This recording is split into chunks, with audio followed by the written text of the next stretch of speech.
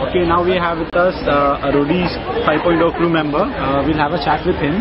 Okay, so can you tell us more about Kala Ghoda? What have you known about Kala Ghoda?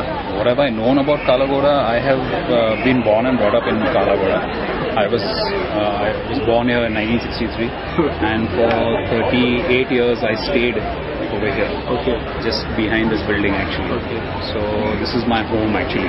This is my home actually. I've lived over here most of my life, 90% of my life, from 1963 till about the year 2000. So, for me this area is very special, and even though now I've moved to Andheri, every year, I come here practically every week, but I try to make it definitely for the Kala Ghoda festival.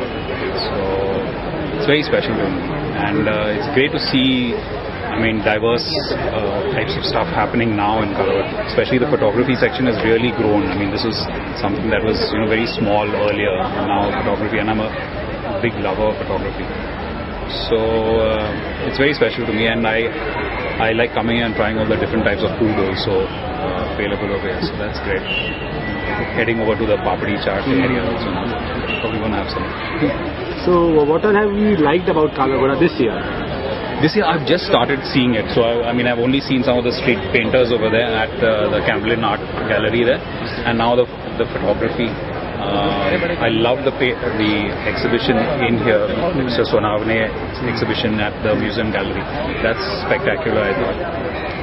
So I'm just looking around. I just started, so still got a long way to look around. And so, being a Roadies crew member, you might have seen various cities. Yeah. What does Mumbai is different from Andhra? What do you think about that? I think there's no other. I've traveled a lot, and I've never found another place that has the type of mix that Bombay and Mumbai has. The colors, the taste, the smells, all that is something. Of course, some of the smells are bad, some of the smells are good, but that's something that you really rarely find in another city. The diversity and the vibrancy that you have in a city like Mumbai.